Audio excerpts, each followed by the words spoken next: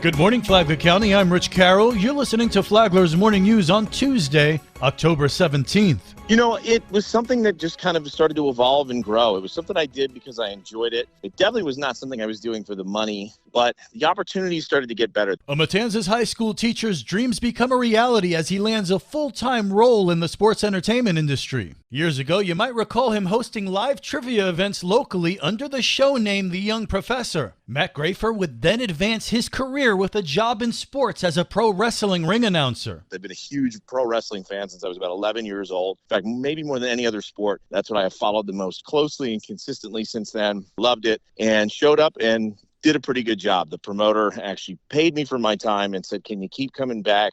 And for 6 years, I have kept coming back to show after show, and the opportunities have just kind of grown and changed and led us to where we are now. He's now the cast director and chief potassium enthusiast for the baseball exhibition team, the Savannah Bananas. 2 years ago, he met Jesse Cole, the owner of the Savannah Bananas. I don't think I ever really thought about what the long-term end game was. Maybe in my brain I had entertained, maybe I could be a ring announcer for the WWE or for AEW someday. You know, those were some of the only full-time opportunities to do what I do out there in the world. But I'd never said it out loud. And he asked that question, and I said to him, I want to be an entertainer full-time. And it was the first time I had even confronted myself with that answer. For those who want to follow in Grafer's footsteps, it's a tremendous amount of sacrifice that is required to accomplish any dream, whether it's in entertainment or anything else. And so if anyone is considering it and they think they have what it takes, be ready to put in the miles, put in the time, and drink a lot of caffeine to keep that train rolling.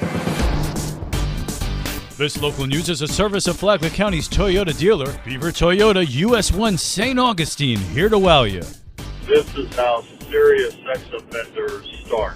With behavior like this, 2 men are arrested in separate cases after Flagler County deputies say they showed obscene materials to minors. Sheriff Rick Staley says 26-year-old William Naughton of Palm Coast was nabbed last week following lewd incidents that started in August. one individual was showing a photo of his privates to females as he was driving around in parking lots or on the public roads. The victims thought to take his tag number, which led deputies to the suspect, and he was arrested. Deputies also arrested 37-year-old Alan Avalan Jr. last week. In another case, an adult thought it was okay to enjoy himself and send pornographic videos casting from his phone to his TV while children were present in the living room. Both were freed from jail after posting bond. From the WNZF Newsroom, I'm Amy Cherry.